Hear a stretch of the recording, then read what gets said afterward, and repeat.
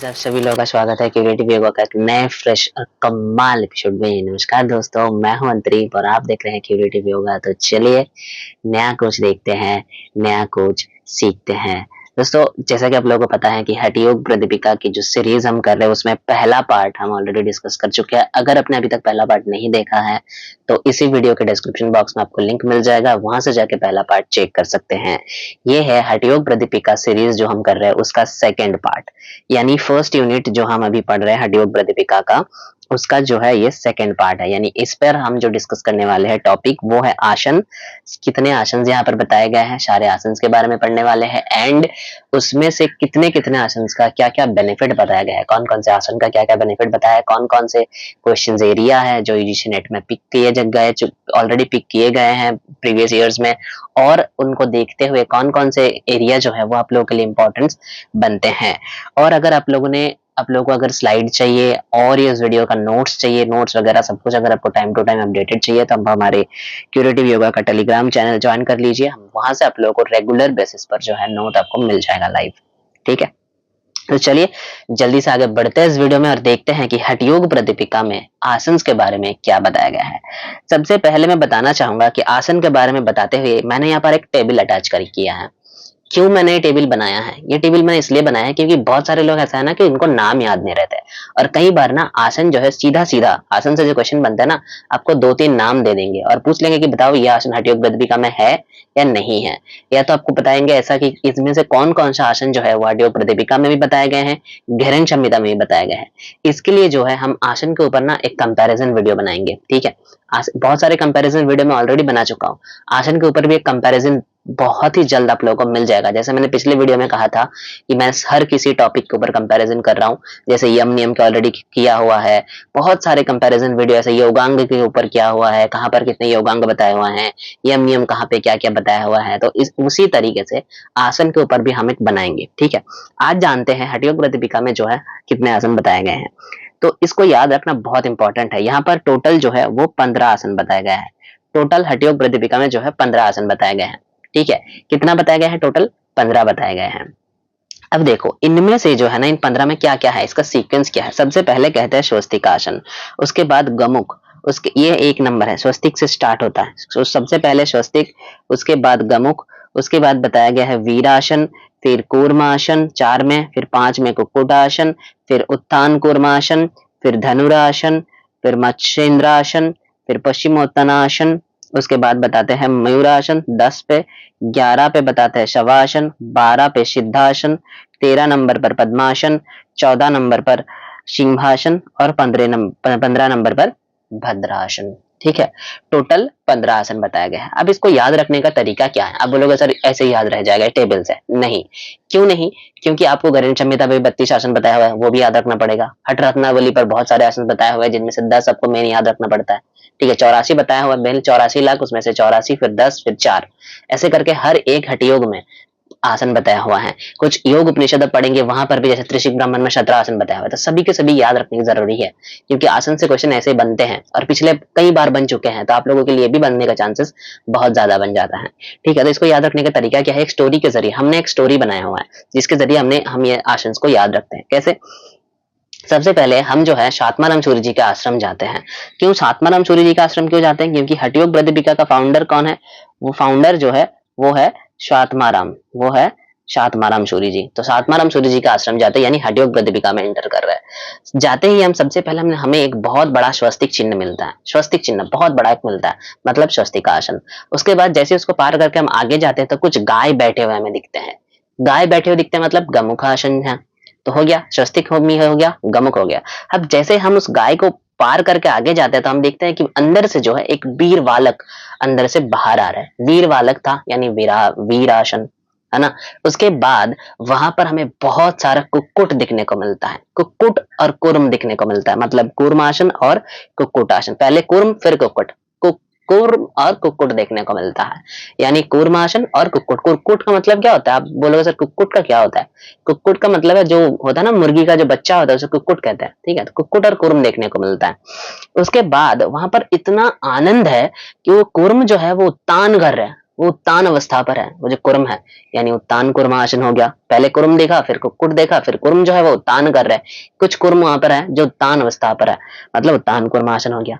फिर जो बालक निकल रहे थे ना अंदर से बाहर, वो धनुष लेके आ रहे थे, यानी धनुरासन है। जब उनसे हम बात करा तो हमें पता चला कि ये जो है ये मत्स्येंद्र नाथ का शिष्य है, जो कि पश्चिम से आया हुआ है, जहां पर बहुत सारे मयूर दिखते हैं। मत्स्येंद्र नाथ का शिष्य था, यानी मत्स्येंद्र आसन। पश्चिम से आया हुआ था ना, पश्चिम से आया हुआ था यानी पश्चिमोत्तासन। बहुत सारे मयूर मिलते थे वहां पर, यानी मयूरासन। यहाँ तक हमने देख लिया। अब उस जब उन बालक से मिलके हम अंदर जाए, अंदर की ओर जा रहे थे, तो देखा कि सातमाराम सूरी जी जो है वो सोए हुए थे। वो सोया हुआ था वहां पर। मतलब क्या है सोया हुआ था, मतलब शवासन। अब हमने उनको उठाया और हमने पूछा कि गुरुजी हमें ये बताओ कि मोक्ष कैसे प्राप्त हो सके हमें।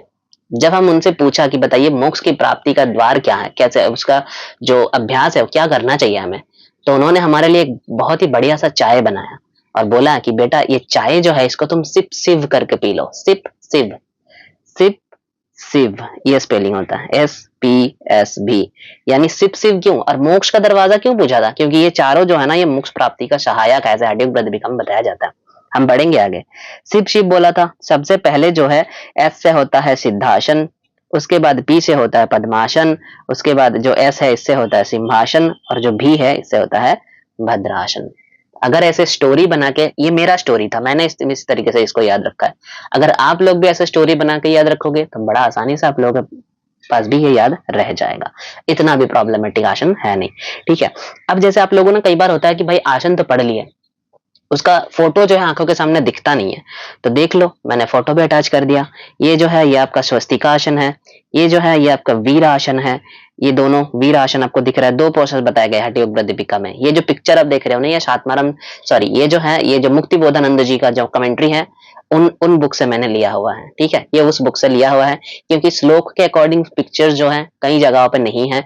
हठयोग प्रतिपिका जो टेक्स्ट है ना उसमें कई टेक्निक्स बताए हुए हैं, जैसे वीर आसन का 2 टेक्निक उन्होंने बता दिया। ठीक है, ऐसे 2 टेक्निक बताया हुआ है, ये टेक्निक 1 है, ये टेक्निक 2 है। ऐसे मैं जो पिक्चर दिखा रहा हूँ ये एक बहुत ही मान्यता पूर्वक जो बुक है हमारे मुक्ति बोधानंद जी का, जो फॉलो करते हैं यूजीसी नेट भी इसको फॉलो करते हैं, यूजीसी वाले भी करते हैं, एनटीए भी इसी को फॉलो करता है, और भी कई सारे इसके एडिशन है, जैसे कैवल्य धाम के पब्लिकेशन आप फॉलो कर सकते हो। ठीक है, ये जो है ये मुक्ति बोधानंद जी का है, जो बिहार सोलह योग द्वारा प्रकाशित होती है। उसके बाद ये देखो गमुखासन बता दिया, यहाँ पर जो है मुंडुकासन बता दिया। अगले स्लाइड में आप जाएंगे तो आपको कूर्म आसन दिखने को मिलेगा। सॉरी इस मुंडू का नहीं, सॉरी वो ये कूर्म था, ये कूर्म आसन था। कूर्म का और एक बताया हुआ, ये भी कूर्म ही है, ये भी कूर्म है, इसको भी कूर्म बताया गया। दोनों टेक्निक बताया गया है, ये एक कूर्मासन है और ये भी एक कूर्मासन है। ठीक है, उसके बाद देखिए उत्तान कूर्म बताए गए हैं, 2 टेक्निक बता दिया उत्तान को भी। ये देखिए धनुरासन बता दिया यहाँ पर। अब यहाँ तक जो है धनुरासन तक, यानी 1 से लेकर 7 तक, ये जो पिक्चर्स आप देख रहे हो 1 से लेकर 7 तक, इसमें ना कहीं पर भी इस आसनों का जो है बेनिफिट नहीं बताया हुआ है, आसनों का बेनिफिट नहीं बताया हुआ है। प्रोसेस हम यहाँ पर नहीं पढ़ रहे, इसलिए मैं प्रोसेस नहीं बता रहा हूँ, क्योंकि आप योग के विद्यार्थी हैं, आप लोग ग्रेजुएशन करके आए हैं, मास्टर्स करके आए हैं योग में, या तो फिर पीजी डिप्लोमा फिर मास्टर्स करके आए हैं, तो प्रोसेस तो आप लोगों को पता होना ही चाहिए। मैं इसलिए डायरेक्ट पिक्चर दिखा रहा हूँ, और जहां से क्वेश्चन सबसे ज्यादा बनते हैं वो है बेनिफिट। और अभी क्वेश्चन जो है ना प्रोसेस को डायरेक्ट लिख रहा है, प्रोसेस को लिख रहा है, श्लोक प्रोसेस को लिख रहा है, श्लोक नहीं लिख रहा है, प्रोसेस को लिख रहा है। फिर बोल रहा है बताइए ये आसन कौन सा है, तो प्रोसेस पढ़ते हुए आपके दिमाग में ये पिक्चर आना चाहिए, इसीलिए मैंने पिक्चर ऐड कर दी। ठीक है, इसलिए मैंने पिक्चर ऐड कर दिया। 1 से लेकर 7 नंबर तक कोई भी बेनिफिट नहीं बताया गया है। 8 से लेकर 15 तक जो आसन है वहां पर बेनिफिट बताएंगे। जैसे 8 नंबर को हम पढ़े, 8 में आते हैं मच्छिंद्र आसन, यहाँ से बेनिफिट बताना चालू होता है। मच्छिंद्र आसन का बेनिफिट क्या क्या बताया गया है, देखिए मच्छिंद्र आसन में जो है ना कुछ टर्म है जो आपको याद रखना चाहिए। जैसे यहाँ पर ना जठर प्रदीप्तम बताया गया है, जठर प्रदीप्तम, जठर प्रदीप्तम मतलब जठराग्नि का प्रदीप्त होना, जठराग्नि का प्रदीप्त होना। उसके बाद कहते हैं कुंडलिनी जागरण, यहाँ पर कुंडलिनी जागरण के लिए जो वर्ड यूज किया गया है वो है कुंडलिनी प्रबोधम, कुंडलिनी प्रबोधन, ऐसे वर्ड यूज किया गया है। ये वर्ड याद रखना, क्योंकि मैं ऐसा क्यों कह रहा हूं, क्योंकि जठर प्रदीप्तम आपको आगे दिखने को मिलेगा, जठराग्नि प्रदीप्त को जठरानालस्य कहते हैं, जठरानालस्य। तो एग्जामिनर क्या करते हैं, ये मच्छिंद्रासन को दे देगा और पूछेगा कि बताइए इसके लिए जठर प्रदीप्तम टर्म यूज हुआ है या जठरानालस्य यूज हुआ है। दोनों का मतलब सेम ही है, जठराग्नि प्रदीप्त होना। आप कंफ्यूज हो जाओगे, क्यों कंफ्यूज ना हो इसलिए ये टर्म याद रखना बहुत जरूरी है। श्लोक को याद रखो या ना रखो कोई फर्क नहीं पड़ता, लेकिन टर्म को याद रखना बहुत इंपॉर्टेंट है, बहुत जरूरी है इस केस में, ठीक है। उसके बाद कहते हैं चंद्रमंडल को स्थिर होना, यानी इसका मतलब होता है, हम कहते हैं ना योग में बिंदु जय करना, इसको कहते हैं बिंदु जय, ठीक है। चंद्रमंडल का स्थिरता, जिसके लिए टर्म जो यूज हुआ चंद्र स्थिरत्वम, ऐसे टर्म यूज करते हैं, ऐसे टर्म यूज करते हैं, ठीक है। ये टर्म पिछले क्वेश्चन में आए हुए हैं, मैं इसलिए इसको दोहरा रहा हूँ।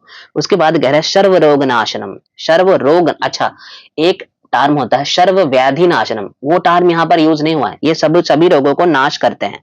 जो मत्स्येंद्रासन जो है उसके लिए जो टर्म यूज हुआ है ना सर्व रोग के तौर पर, वो है ये कह रहे हैं यहाँ पर देखिए, कह रहे हैं कि मत्स्येंद्र पीठम जठर प्रदीप्तम प्रचंड रुग्म गुल्म खंड नास्त्रणम, मतलब ये रुग्म गुल्म खंड ये सारे समस्त जो है ये इसको नाश करते हैं।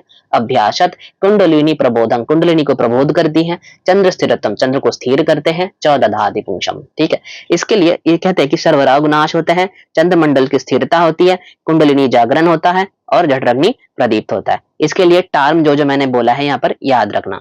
सर्व व्याधि नाशनम टर्म यहाँ पे यूज नहीं होता है, हालांकि ये सर्व रोगों को नाश करती है, सभी रोगों की नाश करती है, ऐसा बताया हुआ है बेनिफिट में, लेकिन सर्व व्याधि नाशनम ये टर्म नहीं यूज हुआ है, याद रखना, इससे कंफ्यूज करता है। सर्व व्याधि नाशनम टर्म अलग जगह पे यूज हुआ है, मैं बताऊंगा। चलिए आगे बढ़ते हैं नेक्स्ट आसन पर।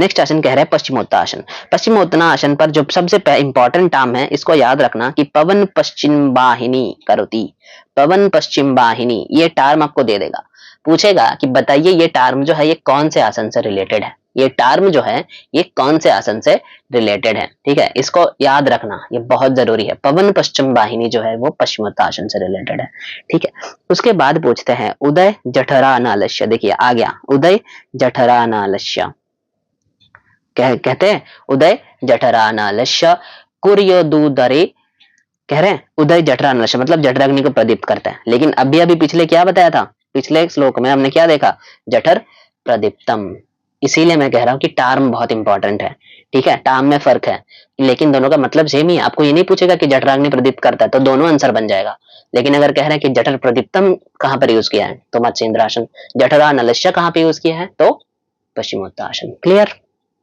चलिए उसके अलावा क्या करें, उदर कृषिकाय बनता है, ये देखो कुरियादरो कुरियोदुदरो, यानी उदर जो है पतला करता है, उदर मतलब जो चर्बी होता है मोटापा नाश करते हैं, कहने की बात यह है कि मोटापा नाश करते हैं, उदर आपकी पतला करते हैं ये। उसके बाद कह रहे हैं सुषुम्ना में प्राण का संचार होता है, सुषुम्ना में प्राण का संचार होता है, किससे, हम हमारा पश्चिमोत्तासन करने से, पश्चिमोत्तानासन करने से, ठीक है। चलो अब आगे बढ़ते हैं, नेक्स्ट आसन पर चलते हैं। नेक्स्ट आसन क्या कह रहे हैं, नेक्स्ट आसन पर कह रहे हैं मयूरासन। मयूरासन, मयूरासन के लिए बहुत सारे टर्म यूज हुए हैं, बहुत इंपॉर्टेंट भी है मयूरासन। सबसे पहला जो याद रखने वाला टर्म है वो होता है हरति शकल, हरति शकल रोग, हरति शकल रोगाना शुल्शु गुल्मदरादिना, यानी इस ये पूरा जो है ना संधि कर दिया गया है यहाँ पर। इसको अगर हरति का मतलब क्या है, हरण करते हैं, क्या, शकल रोग यानी समस्त रोगों को नाश करते हैं, एक बेनिफिट मिल गया। उसके बाद कह रहे हैं उसके बाद कह रहे हैं गुल्म उदर, यानी उदर गुल्म रोग, गुल्मोदरो, ये देखिए गुल्मोदरो कह रहे हैं, यानी उदर गुल्म रोग जो है वो भी नाश करते हैं, ये देखिए उदर गुल्म रोग नाश करते हैं, दोनों बता दिया। अब आगे पढ़ो, अब आगे क्या कह रहे हैं, आगे कह रहे हैं अभिभवती च दोषानं श्री मयूरम। उसके बाद कह रहे हैं वहु कुदशान भुक्तम भस्म कुरिया देशम जनयति जठराग्नि, देखिए यहाँ पर बता दिया जनयति जठराग्नि, जनयति जठराग्नि, जारयते कालकूटम, भीबिया इंपॉर्टेंट टर्म, भीबिया इंपॉर्टेंट लिखवा लो, भीबिया इंपॉर्टेंट टर्म, जरयति कालकूटम, जारयेत कालकूटम, यानी कालकूट नामक विष को भी पचाने में ये मदद करते हैं, जठराग्नि को प्रदीप्त करता है। यार अपथ्य भोजन, यानी जो पथ्य नहीं है वो भी पथ्य बन जाता है, मतलब इस आसन का अगर आप अभ्यास करोगे, इसका अगर सिद्धि हो जाते हैं तो जो खाने लायक वस्तु नहीं है वो भी आपके लिए पथ्य बन जाएंगे, और जठराग्नि प्रदीप्त करने में मदद करती है, उदर गुल्म रोग जो है उसको नाश करने में मदद करती है, और कालकूट नामक विष जो कि बहुत ही भयंकर है, जो मुंह पे लगाने से ही मृत्यु होता है ऐसा कथन में है, लेकिन ये आसन अगर आपके सिद्धि हो गया तो कालकूट विष को भी पचाने में ये मदद करते हैं। ठीक है, कालकूट नामक विष को भी पचाने में मदद करते हैं। चलिए, उसके बाद है शवासन। इससे प्रीवियस ईयर में क्वेश्चंस बने थे। इससे प्रीवियस ईयर में बना था क्या, विषांत्रिहरणम और शांतिहरण और चित्त विषांत्रिकरणम, ये दोनों टर्म उठा दिया। बोला गया था कि बताइए इससे रिलेटेड आसन कौन सा है, शवासन, सिंहासन, भद्रासन या पद्मासन। तो टर्म चित्तहरणम, शांतिहरण का मतलब क्या है, थकान को दूर करते हैं। ये है एक्चुअली श्रांति, शांति नहीं श्रांति बताया गया है। शांति हरण मतलब आप लोग बोलोगे सर शांति को हरण कर लेता है ये, मतलब ये तो आसन अच्छा नहीं है। शांति नहीं बोला गया बेटा, श्रांति हरण बोला गया है। श्रांति नहीं, श्रांति को हरण करते हैं, ठीक है, मतलब जो है आपके श्रम को हरण करते हैं, यानी थकावट दूर करते हैं। ठीक है, उसके बाद कह रहे हैं चित्त को शांति प्रदान करते हैं, चित्त विशांतिकरणम, चित्त को शांति प्रदान करते हैं। ये दोनों टर्म यूज करके पूछा गया था कि बताइए कौन से आसन से रिलेटेड है। इसका 2 ही बेनिफिट बताया गया है, इसका 2 ही बेनिफिट बताया गया है शवासन का। ठीक है, चलिए अब कह रहे हैं सिद्धासन। इसका जो बेनिफिट बताया गया सिद्धासन के, अगर श्लोक नंबर में बताऊंगा तो वो है 35-36। ठीक है, 35-36। अगर आप कुछ अलग कमेंट्री पढ़ेंगे यानी तो श्लोक नंबर हेराफेरी हो सकता है, इसमें भी श्लोक नंबर इसमें हेराफेरी हो सकता है। सबसे ज्यादा तो हेराफेरी बनते हैं भाई घेरन चमिता में। घेरन चमिता का श्लोक नंबर मिलते नहीं है, जितने भी कमेंट्री पढ़ोगे श्लोक नंबर बहुत अलग अलग मिलेगा। ठीक है, इसमें जो है सिद्धासन का बेनिफिट में क्या बता रहे हैं, सिद्धासन का बेनिफिट में सीधा सीधा कह रहा है कि ये जो है मोक्ष द्वार का, मैंने क्या बताया था SP SB, अब आगे लास्ट में, अब लास्ट में आगे वो ये एस चल रहा है, एस शिव का ये एस चल रहा है। देखिए मोक्ष द्वार का भेद करते हैं, 72,000 नाड़ी यानी सारे नाड़ियों को ये प्यूरिफाई करते हैं यानी शोधन करते हैं। उसके बाद कह रहे हैं त्रिबंध सिद्धि में सहायता करते हैं। ये बहुत इंपॉर्टेंट पॉइंट है, त्रिबंधा सिद्धि में सहायक है कौन से आसन, आपको बताना पड़ेगा, वो है सिद्धासन। ठीक है, त्रिबंधा सिद्धि में सहायता करता है। ये हो गया सिद्धासन का 3 बेनिफिट, लेकिन ये बहुत इंपॉर्टेंट है। नाड़ियों को शुद्धि करता है, त्रिबंधा सिद्धि में सहायक है और मोक्ष द्वार का भेदन करते हैं, मोक्ष द्वार का भेदन करते हैं। याद रखना, मोक्ष द्वार का भेदन करते हैं। अब सिद्धासन को भी ना 3 नाम से पुकारा गया है यहाँ पर। सिद्धासन का यहाँ पर और भी 2 नाम, और भी 3 नाम है। क्या है, एक कहते हैं मुक्तासन, फिर कहते हैं वज्रासन। यानी हठयोग प्रदीपिका में जो सिद्धासन है, हठयोग प्रदीपिका में जो सिद्धासन है वही आपके लिए मुक्तासन है, वही आपके लिए वज्रासन भी है। ये तीनों सेम ही है, इसे ही सिद्धासन कहते हैं, इसे ही मुक्तासन कहते हैं और इसे ही वज्रासन कहते हैं। ठीक है, ये आप देखना उसके अगले श्लोक यानी 37 नंबर श्लोक पर, 37 नंबर श्लोक पे ये मेंशन है। 37 नंबर श्लोक पर ये सीधा सीधा बता दिया गया है कि भाई जो वज्रासन, जो सिद्धासन है उसको ही, उसके ही अपर नाम जो है वो वज्रासन है और उसका एक और नाम जो है वो मुक्तासन है। जबकि घेरन संहिता अगर आप पढ़ोगे तो घेरन संहिता में ये तीनों अलग अलग आसन है, तीनों आसन जो है वो अलग अलग है। ठीक है, मुक्तासन, वज्रासन, सिद्धासन तीनों अलग अलग है, वहां पर तीनों टर्म है, इसलिए वहां पर आसन जो है 32 है, यहाँ पर 15 है। ठीक है, लेकिन यहाँ पर एक ही आसन का तीनों नाम दिया गया है। चलिए अब आगे बढ़ते हैं, सब आगे बढ़ते हैं। आगे बढ़ते हुए सब जो है पद्मासन, पद्मासन के बारे में क्या कह रहे हैं, कह रहे हैं कि ये इनका प्रोसेस मैंने बता दिया, ये इनका प्रोसेस बता दिया। पद्मासन में जो है एक चीज याद रखने वाली है प्रोसेस में, मैंने क्यों इसलिए बताया क्योंकि ये नॉर्मल पद्मासन जो है उसी को पद्मासन ही कहते हैं, लेकिन यहाँ पर कुछ चीजें ऐसी है, दोनों पैरों को हाथों से दृढ़ता पूर्वक पकड़े और उसके बाद देखिए यहाँ पर जो है ना आपकी दृष्टि जो है, आपकी दृष्टि जो है वो आपके नासिकाग्र पे होनी चाहिए, यानी टिप ऑफ द नोज, वहां पर जो है आपकी दृष्टि होनी चाहिए। ठीक है, देखिए यहाँ पर बता दिया गया है कि अंगूठे से हृदय पर, अच्छा अंगूठे से हृदय पर रखे और टुट्टी को नासिकाग्र यानी नाक के नाक के नोक के ओर दृष्टि को लगाए रखे, यानी जलंधर बंधा लगाने के लिए कह रहे। उसके बाद कह रहे कि दृष्टि जो है वो नासिकाग्र पे होनी चाहिए। यह बहुत इंपॉर्टेंट है, यहाँ से क्वेश्चन बनते हैं, मैं इसलिए इसको रिपीट कर रहा हूँ। यहाँ से क्वेश्चन बना हुआ है पिछले बार कि पद्मासन में, क्योंकि हम नेचुरली जब पद्मासन लगाते हैं ना तो हम ऐसे बैठते हैं, हम कई बार हम आंखें बंद कर लेते हैं, लेकिन यहाँ पर ऐसा नहीं बताया हुआ। वहां पर यह ऑप्शन आपके सामने भी होगा कि आंखें बंद रखना चाहिए। जो प्रोसेस को नहीं पढ़ के जा रहे हो वो उसी को टिक करोगे, क्योंकि आप लोग ये प्रैक्टिस करते हुए आए हो ना, मैं इसलिए इसको दोहरा रहा हूँ। इसीलिए यही जगह है जहां पर टोकना एक टीचर का काम होता है, क्योंकि मुझे पता है आप गलती यहीं पे करोगे और जो क्वेश्चन पेपर सेटर है ना उनको भी पता है कि भाई गलती यहीं पे होगा और वो वहीं से सवाल उठाएगा, इसलिए यहाँ पर टोकना मेरा काम है। तो आंखें बंद रखने के लिए नहीं बोला गया है भाई, यहाँ पर सीधा सीधा श्लोक में कहते हैं दृष्टि जो है नासिकाग्र पे होना चाहिए और जलंधर बंध लगाया हुआ होना चाहिए। जलंधर बंध लगाने के लिए बोला गया है, यानी पद्मासन में दो चीजें आपके लिए कंपलसरी बता दिया गया है। एक है जलंधर बंध और दूसरा है जो आपकी विजन है, विजन जो है वो कहाँ होना चाहिए, tip of nose, tip of nose पर होना चाहिए। ठीक है, टिप ऑफ नोज पर आपके विजन जो है वो होना चाहिए। चलिए अब आगे बढ़ते हैं नेक्स्ट आसन पर। अच्छा, पद्मासन के और एक मैंने बता दिया ना कि इसका टेक्निक कई सारे बताया हुआ है, लेकिन पद्मासन एक आसन है जिसका श्लोक ही दो तरीके की है।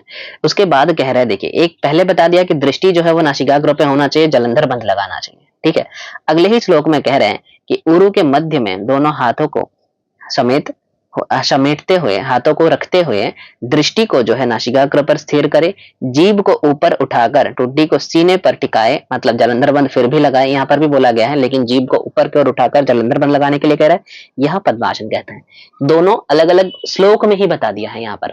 ठीक है, दोनों अलग अलग श्लोक में ही बता दिया है, लेकिन दोनों पर ही कॉमन चीजें क्या है, कॉमन चीजें जो है वो है आपकी विजन जो है वो कॉमन बताया गया है दोनों पर। ठीक है, और जलंधर बंध, जलंधर बंध, ये दोनों चीजें कॉमन बताया हुआ है और यहीं से सवाल उठाता है, क्योंकि आप लोगों को पता है विजन जो है बंद रखना चाहिए या सामने किसी भी वस्तु पर दृष्टि निक्षेप करना चाहिए, ये नहीं बताया गया है।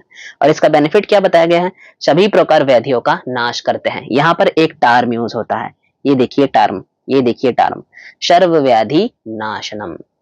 ये टर्म पूरे हठयोग प्रदीपिका में, पूरे उपनिषद में, चाहे कहीं पर भी पढ़ लो, सर्व व्याधि नाशनम सिर्फ एक आसन के लिए यूज हुआ है, वो है पद्मासन। कहीं पर भी, लेकिन ऐसे बहुत सारे आसन आपको मिलेंगे जहां पर ये टर्म, जहां पर ये बताया गया है कि ये सर्व रोगों को नाश करते हैं, यानी सभी रोगों का नाश करते हैं, लेकिन सर्व व्याधि नाशनम ये टर्म जो है कहीं पर भी नहीं बताया गया है, सिवाय एक जगह का। क्या है वो जगह, सर्व व्याधि नाशनम पद्मासन के लिए बताया गया है। चाहे कोई कहीं पर भी पढ़ो, चाहे हठयोग प्रदीपिका पढ़ो, गगन संहिता पढ़ो, हठ रत्नावली पढ़ो, त्रिशिक ब्राह्मण उपनिषद पढ़ो, योग कुंडलिनी पढ़ो, कहीं पर भी पढ़ो, उपनिषद पढ़ो या हठयोग, कुछ भी पढ़ो भाई, एक ही जगह पर बताया गया है। ठीक है, चलो अब आगे चलते हैं। सिंहासन, सिंहासन के लिए जो बताया गया है त्रिबंधा लगाने में सहायता करती है और इसे पूजितासन भी कहते हैं। सिंहासन का जो अपर नाम दिया गया है, अरे जो नाम दिया गया है वो पूजितासन है और त्रिबंधा लगाने में मदद करती है। अच्छा, इसके पहले एक और कौन आसन था जो त्रिबंधा सहायक होता है, एक था सिद्धासन, एक था सिद्धासन और दूसरा जो है वो है सिंहासन। ये दोनों आसन एक लौता है पूरे 15 में जो त्रिबंधा लगाने में मदद करती है। याद रखना, यहां से क्वेश्चन बनते हैं, त्रिबंधा सिद्धि में सहायक हैं, चारों नाम दे देगा, बोले A B C C D D A, ऐसे करके क्वेश्चन पूछ लेगा। याद रखना, एक है सिद्धासन, दूसरा है सिंहासन, यानी सिप शिव में दोनों एस। ठीक है, लास्ट आसन भद्रासन। भद्रासन में क्या कह रहे हैं, यह समस्त रोगों का नाश करते हैं और सिद्ध योगी जो होते हैं उसको उसे वो लोग इसे गोरक्ष आसन भी कहते हैं। गोरक्ष आसन, भद्रासन का गोरक्ष आसन कहा गया है, सिंहासन का पूजितासन कहते हैं और सिद्धासन को दो कहते हैं, वज्रा और मुक्त। ये अलग अलग नाम इन तीनों आसन को दिया गया है एक्स्ट्रा। ठीक है, और भद्रासन का बेनिफिट क्या बताते हैं, ये भी जो है समस्त रोगों को नाश करते हैं। यहाँ पर भी देखो भद्रासन जो है ये भी समस्त रोगों को नाश करते हैं। ठीक है, भद्रासन जो है यहाँ पर भी समस्त रोगों को नाश करते हैं। अच्छा, एक चीज मैंने बताया था कि पद्मासन जो है हर एक जगह पे सेम बेनिफिट बताया हुआ है, सर्व व्याधि नाशनम। भद्रासन के लिए भी सिर्फ आपको इस टेक्स्ट में दिखने को मिलेगा, सर्व व्याधि नाशनम। भद्रासन पर भी यही देखने को मिलता है हमें, सर्व व्याधि नाशनम। ठीक है, भद्रासन के लिए भी हमें यही देखने को मिलता है, सर्व व्याधि नाशनम। क्लियर, ये जो है समस्त रोगों को नाश करता है और ये जो है इसे गोरक्ष आसन भी कहते हैं। इसे जो है योगीगण इसे क्या कहते हैं, गोरक्ष आसन भी कहते हैं। 53 और 54 नंबर श्लोक है, 53 और 54 नंबर श्लोक है। ठीक है, भद्रासन में 53 और 54 में ये बताया हुआ है कि इसको सर्ववैधि नाशनम और इसे योगीगण जो है गोरक्ष आसन भी कहते हैं। तो चलिए पूरा 15 आसन हमने डिस्कस कर लिया हठयोग प्रदीपिका में जो भी बताया हुआ है। तो इसी के साथ इस वीडियो में मैं विदा लेऊंगा आपसे लोगों के, तब तक के लिए stay healthy, stay happy and keep doing yoga. धन्यवाद।